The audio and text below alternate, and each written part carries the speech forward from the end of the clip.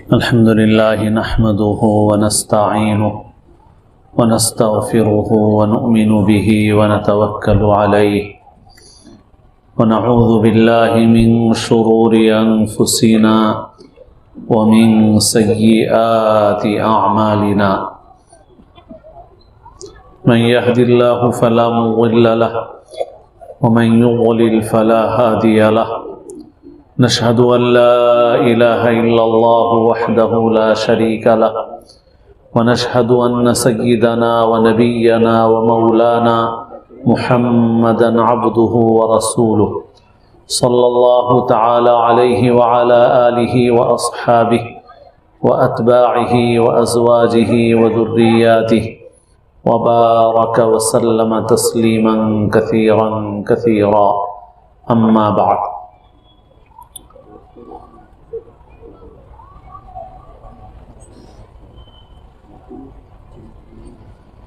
قابل احترام بزرگوں، عزیز دوستوں اور ساتھیوں، دعا فرمائیے کہ اللہ تعالیٰ اپنے فضل و کرم سے صحیح بات، صحیح نیت کے ساتھ، صحیح طریقے کے ساتھ، ایسی بات جو ہم سب کے لیے مفید ہو، ہمارے حالات کے اعتبار سے مناسب باتیں ہوں، ایسی باتیں کہنے کی، سننے کی اور اللہ تعالیٰ عمل کی توفیق نصیب فرمائے۔ یہ جلسہ اصلاح معاشرہ کے عنوان سے رکھا گیا ہے، دعوت العلوم ٹرسٹ کے زیر اہتمام۔ دعوت العلوم کے معنی کیا ہیں؟ علم کی دعوت، علوم کی دعوت، علم کی جمع علوم۔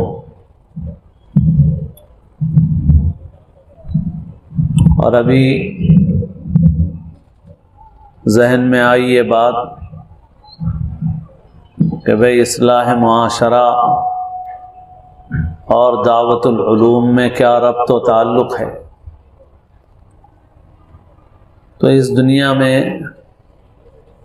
پیغمبر آئے اور سب سے اخیر میں ہمارے آقا حضرت محمد مصطفیٰ صلی اللہ علیہ وسلم تشریف لائے۔ آپ صلی اللہ علیہ وسلم نے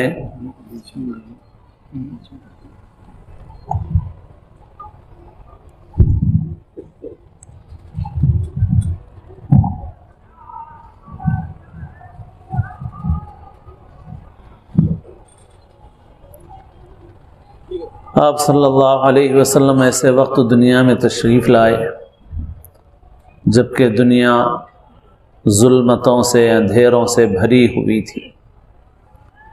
آپ نور مجسم بن کر اس دنیا میں تشریف لائے۔ آپ نے عرب کے ان لوگوں کی جن کے اندر بہت ساری خرابیاں تھیں، ایسی اصلاح کی کہ کسی کہنے والے نے کہا کہ جو نہ تھے خود راہ پر اوروں کے ہادی بن گئے، کیا نظر تھی جس نے مردوں کو مسیحا کر دیا۔ یعنی عرب بھٹکے ہوئے تھے، طرح طرح کی گمراہیوں میں مبتلا تھے، جو خود راستے پر نہیں تھے مگر وہ سب کو راستہ بتانے والے بن گئے، ہادی، راستہ بتانے والا۔ جو نہ تھے خود راہ پر اوروں کے ہادی بن گئے، کیا نظر تھی جس نے مردوں کو مسیحا کر دیا۔ کیا مطلب ہے؟ مسیحا کہتے ہیں اس کو جو کسی کو مصیبت سے نجات دلائے، بیمار کے لیے شفا کا ذریعہ بنے، مصیبت زدہ کی نجات کا ذریعہ بنے۔ جیسے حضرت عیسیٰ علیہ السلام جن کا لقب مسیح ہے، اللہ تعالیٰ نے ان کو معجزے دیے تھے۔ وہ مادرزاد نابینا، یعنی وہ بچہ جو ماں کے پیٹ سے نابینا پیدا ہوا، اس کا علاج نہیں ہو سکتا، لیکن وہ اس کے اوپر بھی ہاتھ پھیرتے تو اللہ کے حکم سے اس کو بینائی حاصل ہو جاتی، دیکھنے والا بن جاتا۔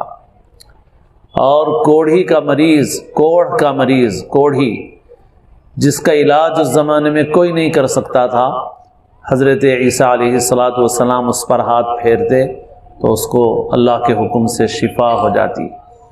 وہ کسی قبر پر کھڑے ہو کر کہتے قم باذن اللہ، تو مردہ کھڑا ہو جاتا کچھ دیر کے لیے۔ تو یہ تھے مسیح حضرت عیسیٰ۔ تو یعنی جو لوگوں کو مصیبتوں سے نجات دلانے والا ہے۔ تو اس ملت کا، اس امت کا، اس انسانیت کا حال یہ تھا کہ یہ مردہ تھی، مگر حضور نے اسے ایسا زندہ کیا کہ مردے کو حضور نے مسیحا بنا دیا۔ کیا نظر تھی جس نے مردوں کو مسیحا کر دیا۔ تو حضور پاک صلی اللہ علیہ وسلم نے جو دعوت دی، اس دعوت کی سب سے بنیادی چیز علم تھی۔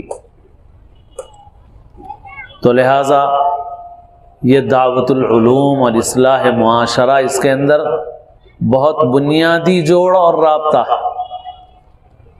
حضور اکرم صلی اللہ علیہ وسلم اس دنیا میں تشریف لائے، اور آپ کے ذریعے سے اللہ تعالیٰ نے پوری انسانیت کو اور ملت اسلامیہ کو جو پیغام دیا، وہ علم کے حاصل کرنے کا پیغام تھا۔ ہم لوگ جلسوں میں سنتے رہتے ہیں کہ حضور پر جو سب سے پہلی وحی نازل ہوئی وہ سورہ علق کی شروع کی 5 آیتیں تھیں۔ سب سے پہلے فرشتہ جب آپ کے پاس آیا، غار حرا میں جب آپ مشغول عبادت تھے، اس مقدس فرشتے جبرائیل نے سب سے پہلی وحی جو آپ کو پہنچائی اور سب سے پہلا پیغام جو آپ کو پہنچایا وہ تھا اقرأ بسم ربک الذی خلق خلق الانسان من علق اقرأ وربک الاکرم الذی علم بالقلم علم الانسان ما لم يعلم۔ یہ 5 آیتیں سب سے پہلے حضور پر نازل ہوئی۔ ان 5 آیتوں میں جس چیز کی دعوت دی گئی ہے وہ علم کی دعوت ہے۔ علم حاصل کرنے کا حکم ہے۔ ان 5 آیتوں میں نماز کی بات نہیں ہے، روزے کی، حج کی، زکوٰۃ کی بات نہیں ہے۔ نماز، روزہ، حج، زکوٰۃ بعد میں آئے۔ سب سے پہلے جو پیغام دیا گیا وہ لکھنے پڑھنے کا پیغام دیا گیا۔ ان 5 آیتوں میں صرف 2 باتیں ہیں۔ ایک یہ کہ پڑھو لکھو، نمبر 1۔ نمبر 2 یہ کہ تمہارا پڑھنا لکھنا ایسا ہو کہ تمہارا رشتہ اپنے رب سے، اپنے خالق سے جڑا ہوا رہے۔ ایسا علم مت حاصل کرو کہ جس کا رشتہ رب سے جڑا ہوا نہ ہو۔ تو فرمایا اقرأ بسم ربک الذی خلق، پڑھو اپنے رب کے نام کے ساتھ جس نے پیدا کیا۔ خلق الانسان من علق، انسان کو خون کی پھٹکی سے پیدا کیا۔ اقرأ وربک الاکرم، پڑھو اور تمہارا پروردگار بہت کرم فرمانے والا ہے، بہت عطا فرمانے والا ہے۔ الذی علم بالقلم، جس نے قلم کے ذریعے سے علم سکھایا۔ علم الانسان ما لم يعلم، انسان کو وہ سکھایا جو انسان جانتا نہیں تھا۔ بس یہ 5 آیتیں ہیں جو سب سے پہلے حضور پاک صلی اللہ علیہ وسلم پر نازل ہوئی، اور آپ نے سب سے پہلا پیغام انسانیت کو یہ دیا، علم حاصل کرو، پڑھو لکھو۔ آپ اپنے متعلق فرماتے ہیں انما بعثت معلما، میں معلم بنا کر بھیجا گیا ہوں۔ اللہ کے رسول صلی اللہ علیہ وسلم کا مشہور ارشاد ہے جو تقریباً سبھی جانتے ہیں کہ حضور نے فرمایا طلب العلم فریضۃ علی کل مسلم، علم کا حاصل کرنا ہر مسلمان پر فرض ہے، ہر مسلمان پر فرض ہے۔ آپ صلی اللہ علیہ وسلم نے ایک ایسی امت بنائی جس کا سب سے بڑا شوق لکھنا پڑھنا تھا، سب سے بڑا شوق لکھنا پڑھنا تھا۔ ہم اس گفتگو کو ایک اور حیثیت سے بھی ذکر کرتے ہیں۔ اللہ تعالیٰ نے ہمیں انسان بنایا اور مسلمان بنایا۔ انسان ہونے کی حیثیت سے بھی ہمارا جو سب سے بڑا شرف ہے، سب سے بڑی عزت کی چیز ہے ہمارے لیے، وہ علم ہے۔ اور اللہ نے ہمیں مسلمان بنایا، مسلمان ہونے کی حیثیت سے بھی سب سے پہلا حکم ہمارے لیے علم حاصل کرنے کا ہے۔ انسان ہونے کی حیثیت سے سب سے بنیادی چیز ہمارے لیے علم ہے۔ کیسے؟ تو ہم چلیں پیچھے کی طرف اور دیکھیں کہ اللہ نے سب سے پہلا جو انسان پیدا کیا، اس انسان کو اللہ نے سب سے بڑا شرف اور سب سے بڑی خصوصیت کیا عطا فرمائی؟ اللہ تعالیٰ نے آدم کو پیدا کرنے کا ارادہ فرمایا، علی نبینا وعلیہ الصلاۃ والسلام، پہلے انسان کو پیدا کرنے کا ارادہ فرمایا۔ اللہ نے فرشتوں سے بتایا کہ میں ایک انسان پیدا کرنے جا رہا ہوں، اور ظاہر بات ہے فرشتوں کے سوال سے معلوم ہوتا ہے کہ یہ تعارف صرف اجمالی نہیں تھا بلکہ ایسا تفصیلی تھا کہ فرشتوں کو یہ معلوم ہو گیا کہ اس انسان کے اندر اچھے پہلو کیا ہیں اور اس انسان کے اندر شر کے پہلو کیا ہیں۔ اسی لیے فرشتوں نے اللہ تعالیٰ سے عرض کیا، اتجعل فیہا من یفسد فیہا ویسفک الدماء، کیا آپ اس زمین میں ایک ایسی مخلوق پیدا کر رہے ہیں جو زمین میں فساد پھیلائے گی، خون بہائے گی؟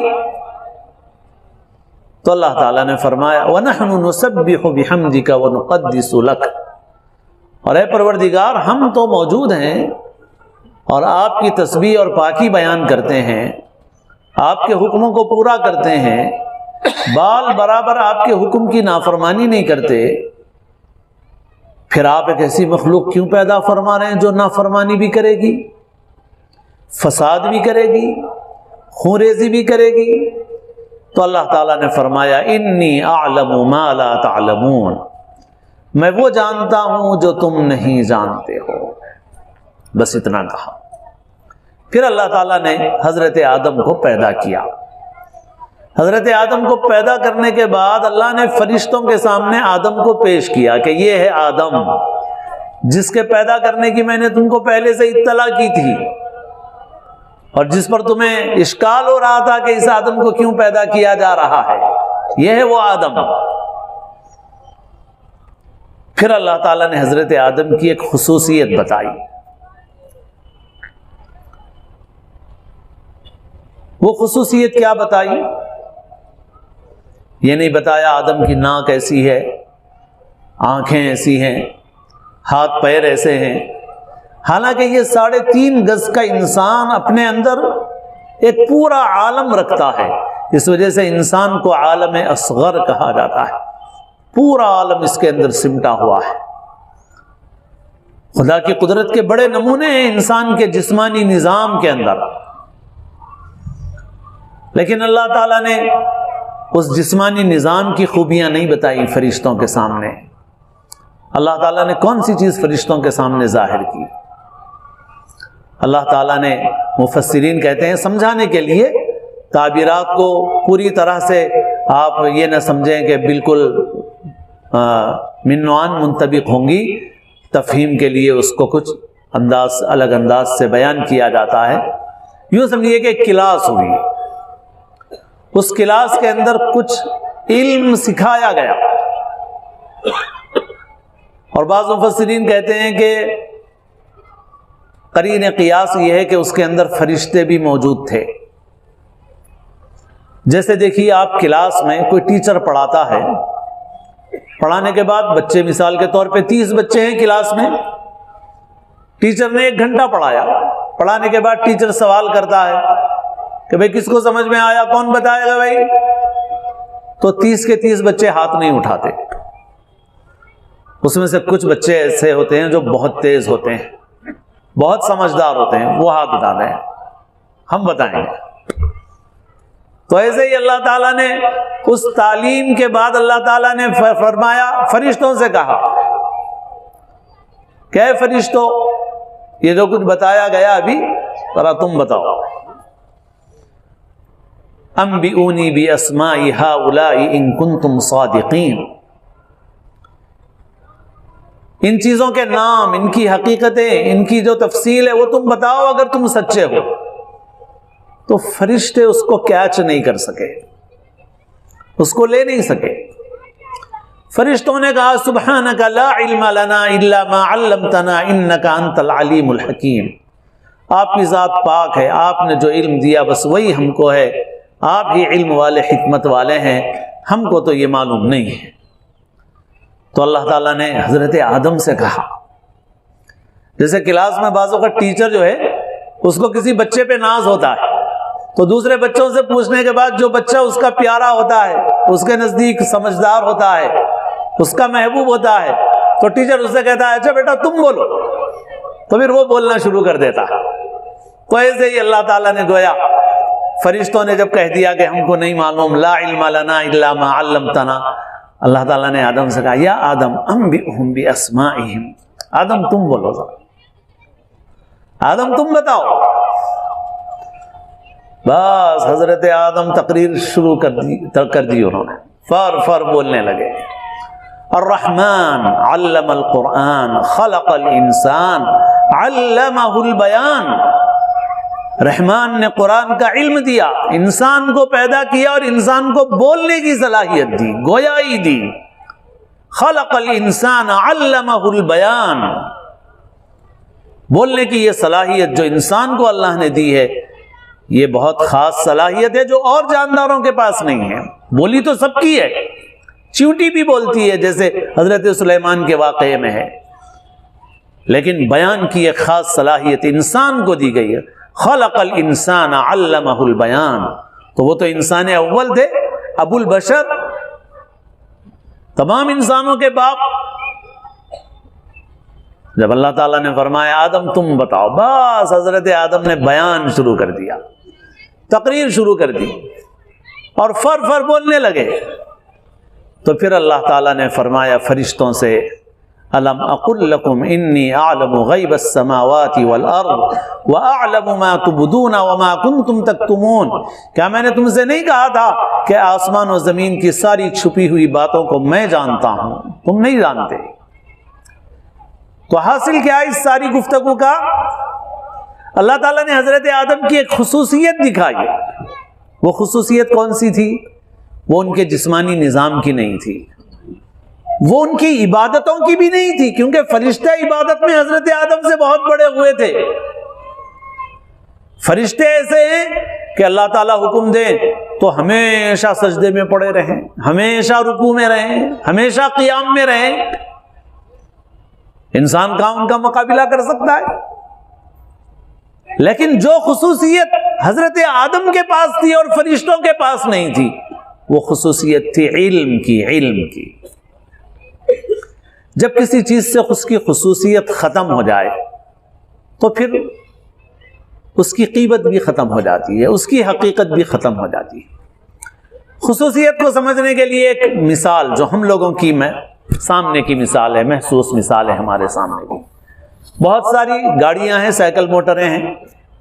ایک نئی سائیکل موٹر آئی، ارے بھائی اب تک تو بہت ساری موٹر سائیکلیں ہیں، یہ نئی موٹر سائیکل کیا ہے بھائی؟ تو کمپنی والے وہ باضابطہ شو کرتے ہیں، بتاتے ہیں کہ بھائی اس میں نئی خصوصیت ہے، نئے فیچرز ہیں اس میں۔ اچھا بھائی کیا نئی خصوصیت ہے اس میں؟ تو کہا کہ اب تک جو موٹر سائیکل تھی اس کو پینڈل مار کے اسٹارٹ کرنا پڑتا تھا، لونا، اب اس کی ضرورت نہیں ہے، کک مار کے اسٹارٹ کر سکتے ہیں۔ اچھا، اور ایک گاڑی آ گئی، بھائی اس کی کیا خصوصیت ہے؟ بھلے اب تک جو ہے کک مارنا پڑتا تھا، اب یہ سیلف اسٹارٹر ہے، کک مارنے کی ضرورت نہیں ہے۔ اور ایک گاڑی آ گئی، اچھا یہ کیا ہے بھائی؟ بھلے اب تک گیئر بدلنا پڑتا تھا، اب آٹو گیئر ہے، گیئر بدلنے کی ضرورت نہیں ہے۔ پہلے سے واشنگ مشینیں، نئی مشین آ گئی، ارے بھائی اس مشین میں کیا بات ہے؟ تو بھائی پہلے جو مشین تھی وہ صرف دھونے کی تھی، یہ ایک طرف دھونے کی ہے، ایک طرف سکھانے کی ہے۔ پھر ایک مشین آ گئی تو اس نے بتایا کہ بھائی یہ اس مشین میں خصوصیت یہ ہے کہ اب تک ٹب بدلنا پڑتا تھا کپڑے سکھانے کے لیے، اب بدلنے کی ضرورت نہیں ہے، اسی ٹب میں کپڑے دھلتے بھی ہیں، اسی میں سوکھتے بھی ہیں۔ اوہ، اب یہ خصوصیات ہوتی ہیں۔ نئی چیز آتی ہے تو اس کی خصوصیت بتائی جاتی ہے. فرشتے تھے، جنات تھے، اللہ نے انسان پیدا کیا تو انسان کی خصوصیت بتائی اللہ نے. اگر خصوصیت باقی نہ رہے تو پھر اس کی قیمت بھی باقی نہیں رہتی، اس کی حقیقت بھی باقی نہیں رہتی. مثال کے طور پہ لونا میں پینڈل مارو، انجن اسٹارٹ ہو جاتا ہے اور لونا چلنے لگتی ہے.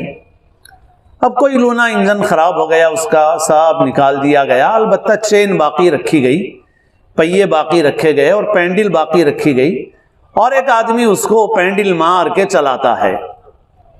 تو دیکھنے میں تو لونا ہے مگر حقیقت میں کیا ہے؟ وہ سائیکل. اس کا ڈھانچہ لونا کا ہے مگر حقیقت میں وہ لونا نہیں ہے، کیونکہ لونا وہ ہے جو انجن سے چلتی ہے اور یہ تو پینڈل سے چل رہی ہے. تو یہ اب لونا باقی نہیں رہی، یہ کیا ہو گئی؟ ابھی سائیکل ہو گئی.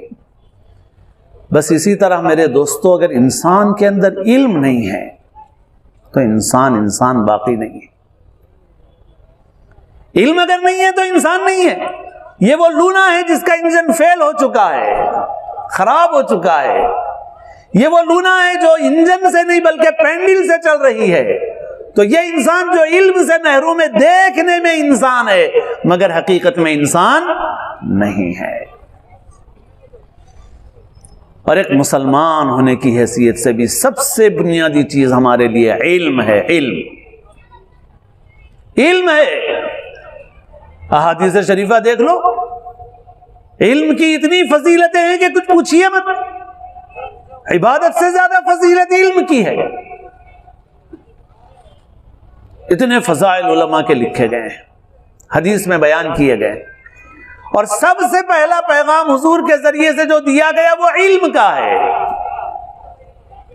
اگر علم نہیں ہے تو مسلمان کیسا ہے؟ علم نہیں ہے تو مسلمان کہاں ہے؟ علم کے بغیر کیسا مسلمان ہو سکتا ہے؟ مسلمان کے لیے علم لازمی ہے. علم نہیں ہے تو انسان نہیں ہے، اور علم نہیں ہے تو مسلمان نہیں ہے صحیح معنوں میں. اللہ کے رسول صلی اللہ علیہ وسلم نے علم کی روشنی پھیلائی. ہمارے استاد اور ہم سب کے مخدوم، ماضی قریب کی ایک بزرگ شخصیت جن کی خدمت میں رہنے کا اللہ تعالیٰ نے موقع عطا فرمایا. 3 سال ہم نے پڑھا جامعہ عربیہ ہتھورا میں. حضرت کی نعتیں ہم پہلے شروع میں حضرت کی نعتوں کے کیسٹ تیار کر کے فروخت کرتے تھے. صحابہ مدینہ، نسیم حرم، بہت ساری نعتیں ہیں حضرت قاری سید صدیق احمد صاحب باندوی رحمۃ اللہ علیہ کی. حضرت کی نعتوں میں ایک شعر ہے حضور پاک صلی اللہ علیہ وسلم کی شان میں. فرمایا کوئی اعجاز تو دیکھے میرے قرآن ناطق کا. حضور کے متعلق یہ فرمایا کہ حضور قرآن ناطق ہیں. ناطق مانے بولتا ہوا، بولنے والا قرآن. ایک قرآن وہ ہے جو 2 دفتیوں کے درمیان ایک خاموش قرآن ہے، اور ایک چلتا پھرتا قرآن ہے، بولتا ہوا قرآن ہے. تو حضور کی شان میں کہتے ہیں کہ کوئی اعجاز تو دیکھے میرے قرآن ناطق کا. لقب امی ہے لیکن علم کا دریا بہاتے ہیں. آپ کا لقب امی ہے، آپ نے لکھنا پڑھنا کسی سے نہیں سیکھا، اور آپ کو یہ لکھنا پڑھنا نہیں آتا تھا، مگر علم لدنی یعنی اللہ نے اپنے پاس سے جو علم عطا کیا وہ ایسا علم ہے کہ اوتیت علم الاولین والآخرین، اولین و آخرین کا سارا علم آپ کو دیا گیا. سب سے افضل علوم اللہ نے آپ کو عطا فرمائے. آپ نے علم کے دریا بہائے. کوئی اعجاز تو دیکھے میرے قرآن ناطق کا. اچھا، اللہ نے حضور کو امی کیوں بنایا؟ پہلے سے لکھنے پڑھنے والا کیوں نہیں بنایا؟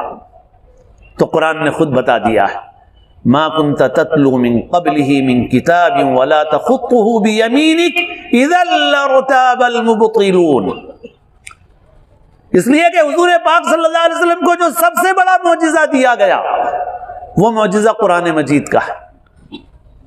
اور یہ نقطہ بھی بہت توجہ طلب ہے کہ حضرت عیسیٰ کو اللہ نے ایسے معجزے دیے کہ بیمار کو شفا ملتی تھی، اندھے کو بینائی ملتی تھی، مردہ زندہ ہوتا تھا۔ حضرت موسیٰ کو ایسے معجزے دیے کہ لاٹھی سانپ کی شکل میں تبدیل ہو جاتی تھی، ہاتھ روشن ہو جاتا تھا۔ مگر حضور پاک صلی اللہ علیہ وسلم کو بھی ایسے معجزے دیے گئے، لیکن سب سے بڑا معجزہ حضور کو جو دیا گیا وہ بھی علمی معجزہ ہے، قرآن مجید علمی معجزہ ہے، ایسا معجزہ جو قیامت تک باقی رہنے والا ہے۔ تو اللہ تعالیٰ نے فرمایا اگر پہلے سے آپ لکھنے پڑھنے والے ہوتے اور پھر قرآن پیش کرتے 40 سال کی عمر میں اور لوگوں سے کہتے یہ قرآن میرے اوپر نازل ہوا ہے، تو لوگ کہتے کہ رے بھائی گزشتہ 30 سال سے تو آپ بہت لکھتے پڑھتے محنت کرتے آئے ہیں، لکھتے لکھتے پڑھتے پڑھتے محنت کرتے کرتے آپ کے اندر اتنی صلاحیت پیدا ہو گئی، قرآن بنا لیا آپ نے۔ لوگ یہ کہتے، شک میں پڑھتے۔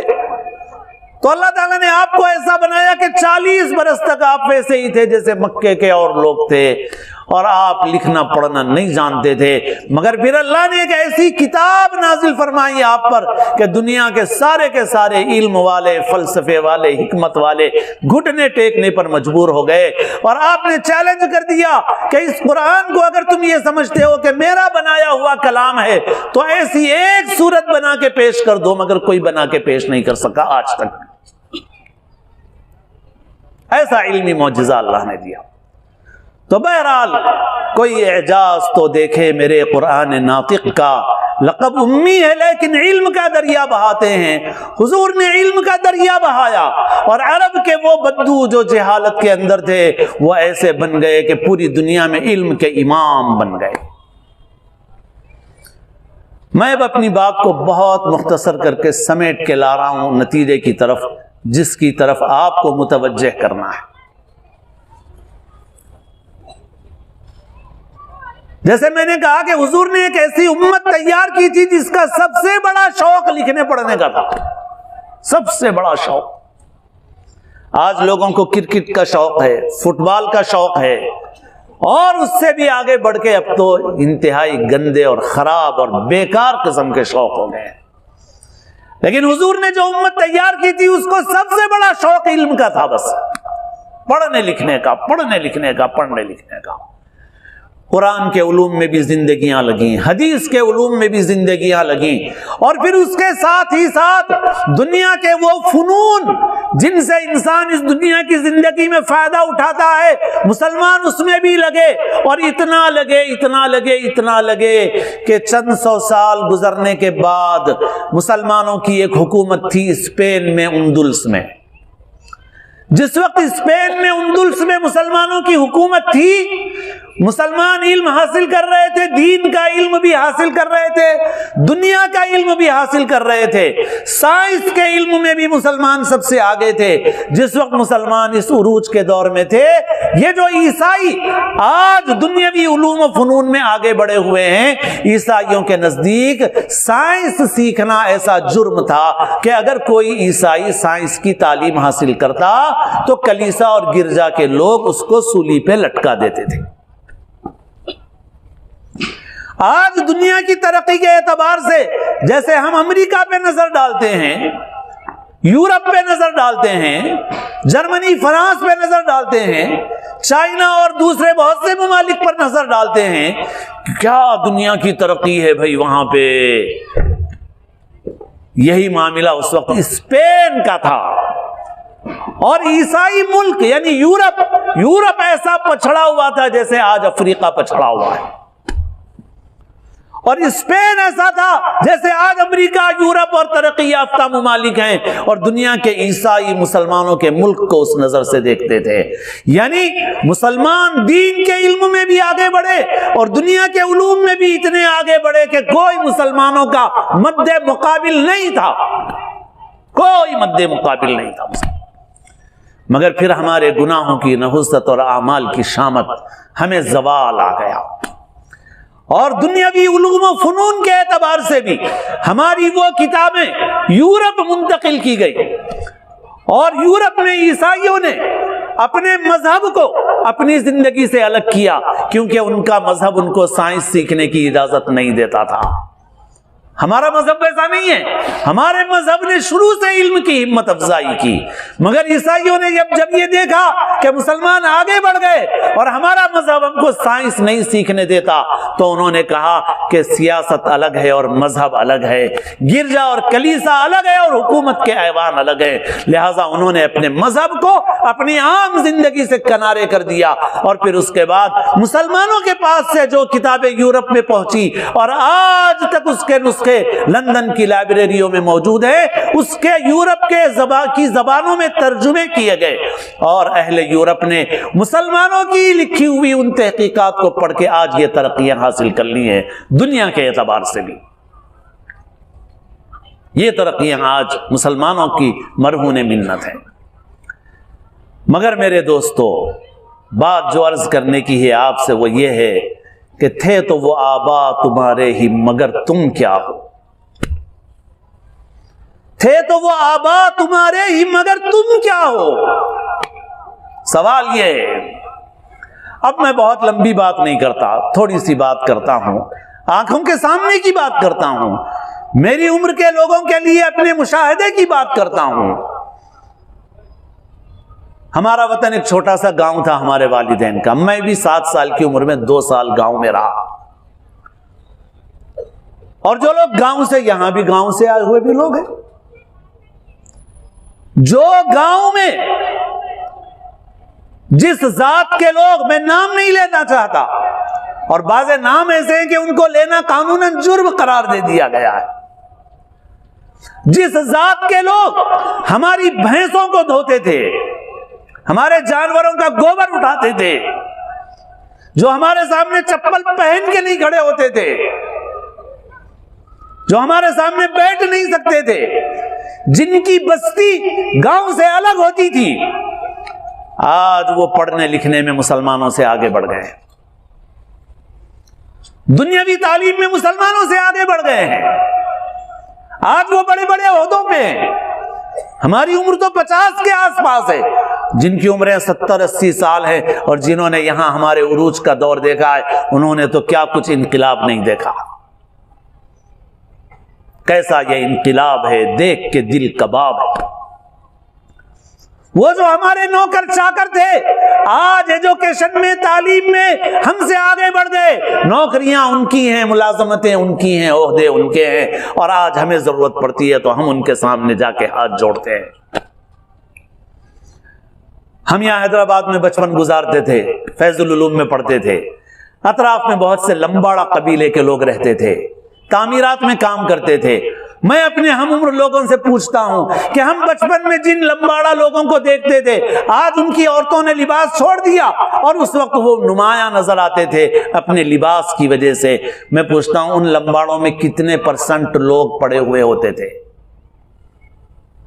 کتنے فیصد لوگ پڑے ہوئے ہوتے تھے؟ 0% تھا، 0. لمباڑوں کے پورے ٹانڈے میں شاید کوئی ایک شخص بھی پڑھا لکھا نہیں ہوتا تھا. آج 100 سال کی بات نہیں، ہم اپنی آنکھوں کے سامنے دیکھ رہے ہیں، آج وہ نوکریوں میں، ملازمتوں میں پہنچ گئے، آج ان کے پاس تعلیم کا ریشو مسلمانوں سے زیادہ ہے، مسلمانوں سے زیادہ ہے. محبوب نگر کے ایک صاحب جو سوشل ورک بھی کرتے ہیں، انہوں نے مجھ سے کہا کہ لمباڑا قبیلے سے تعلق رکھنے والے محبوب نگر کے کئی ایک نوجوان ایسے ہیں جو اونچے اونچے عہدوں پر پہنچ گئے ہیں. اور جس وقت وہ مجھے ملے تھے، انہوں نے کہا تھا کہ اس وقت مغربی بنگال کا چیف سیکریٹری، جو سب سے بڑا آفیسر ہوتا ہے، اسٹیٹ اور ریاست کو چیف منسٹر نہیں چلاتا، چیف سیکریٹری چلاتا ہے. مغربی بنگال کا چیف سیکریٹری لمباڑا قبیلے کا ایک نوجوان ہے جو محبوب نگر سے تعلق رکھتا ہے. میں ایک مرتبہ ایک چھوٹے ایئرپورٹ پہ اترا ہماری آندھرا ریاست میں. جو مولانا مجھے لینے آئے تھے، باہر نکلنے کے بعد مجھے گاڑی میں بیٹھنے کے بعد بولنے لگے، مولانا بہت دیر سے آپ کا انتظار کر رہا تھا، جب سے باتیں کر رہا تھا میں. الحمدللہ 40 ڈرائیور ہیں مسلمان یہاں پر. تو میں تھوڑی دیر خاموش رہا، پھر بولا مولانا جو چیز آپ خوشی کی سمجھ رہے ہیں وہی چیز ہمارے لیے غم کی. آپ نے یہ نہیں بتایا کہ ایئرپورٹ میں سیٹ پہ بیٹھے ہوئے کتنے ہیں مسلمان، کرسی پہ بیٹھے ہوئے کتنے ہیں مسلمان؟ مسلمان بس اولا اوبر اور آٹو کا ڈرائیور رہ گیا. آپ اسے خوشی کی چیز سمجھ رہے ہیں، یہی چیز ہمارے لیے باعث غم ہے. تو میرے دوستو، میں عرض کیا کرنا چاہ رہا ہوں آپ کی بستی میں بھی پہلے سے کچھ سوچا ہوا نہیں تھا. یہیں بیٹھنے کے بعد اللہ نے جو توفیق دی وہ آپ سے عرض کر رہا ہوں کہ بھائی یہ دعوت العلوم ہے، علم حاصل کرو. اور وہ مسلمان جو غریب کہلاتے ہیں یہاں بھی ہیں، معلوم ہے مجھے علاقہ کیسا ہے، مگر آپ سے ایک بات کہوں کہ بہت سے ایسے ہیں جو آٹو چلاتے ہیں مگر وہ اتنا کماتے ہیں یا کما سکتے ہیں کہ جتنا انشٹ کر کے آفس جانے والا بھی نہیں کما سکتا. صحیح بول رہا ہوں میں، ایسے ہی نہیں بول رہا ہوں آپ سے. انشٹ کر کے، بوٹ کو پالش کر کے آفس جانے والا بھی بعض وقت اتنا نہیں کماتا اور نہیں کما سکتا جتنا محنت کرنے پہ ایک آٹو ڈرائیور کما سکتا ہے. کئی ایک میوہ بیچنے والے ایسے ہیں کہ میوہ بیچتے ہیں مگر ان کی آمدنی بہت سی ملازمت کرنے والوں سے زیادہ ہے. مگر افسوس ہمارے اندر شعور نہیں ہے. اور اگر نہیں ہے اتنی آمدنی تب بھی میں کہوں گا آپ سے کہ اپنا پیٹ کاٹ کے اپنے بچوں کو پڑھاؤ. ہماری عورتیں خواہشات چھوڑیں، ایگزیبیشن چھوڑیں، زیورات چھوڑیں، جھوٹی شان چھوڑیں اور اپنے بچوں کو پڑھائیں. میرے گھر میں ایک مرتبہ ایک غیر مسلم عورت آئی، کئی سال پہلے کی بات ہے، اس وقت 700 روپے کی قیمت تھی، آج نہیں ہے. وہ عورت بولنے لگی، کام دیکھنے کے لیے آئی اور بولنے لگی میرا شوہر گھر چلاتا، میرے کو گھر چلانے پیسے کی کوئی ضرورت نہیں ہے، مگر میرا بیٹا ایک اسکول میں پڑھتا، اس کی فیس بہت ہے، 700 روپے فیس ہے، میں اس کی فیس ادا کرنے ایک جگہ کام کرتی ہوں. میں سن رہے ہیں آپ؟ سن رہے ہیں آپ؟ ایک غیر مسلم عورت اپنے بچے کو پڑھانے کے لیے کسی کے گھر میں کام کر رہی ہے بس. اور اس کے علاوہ بھی میں بولتا ہوں، برسوں سے ہمارے گھر میں آندھرا کی عورتیں کام کرتی ہیں، اکثر وشاکھاپٹنم کی، سریکاکولم کی، سب آندھرا کی عورتیں رہتی. کوئی نوکرانی آج تک ایسی نہیں ملی جس کے بچے اچھی طرح پڑھ نہ رہے ہوں. میں ایک مرتبہ اپولو ہاسپٹل کے بازو فلم نگر کے نام سے ایک سلم ایریا، میں گاڑی پہ ٹھہرا ہوا تھا ٹو ویلر پہ، میں دیکھا ایک اسکول سے نکل کے بچے بڑی ترتیب سے جا رہے ہیں لائن بنا کے. میں نے دیکھا یہ بچے کہاں سے آ رہے ہیں، جا کے دیکھا میں نے فلم نگر کی بستی کے تھے، سلم بستی کے تھے. آج حیدرآباد کے اطراف، ایل بی نگر، حیات نگر اور بھی اطراف کے کناروں میں آپ جائیے اور ہمارے غیر مسلم ہندو بھائیوں کی غریب بستیوں میں جائیے آپ، اور آپ دیکھیے ان کے 99% بچے اسکول جا رہے ہیں. کیا آپ کے بچے جا رہے ہیں؟ کیا وہ غریب نہیں ہیں؟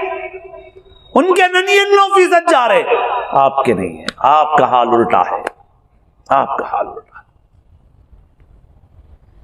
اپنا پیسہ خرچ کرو، مال لگاؤ اور علم میں اپنے بچوں کو آگے بڑھاؤ.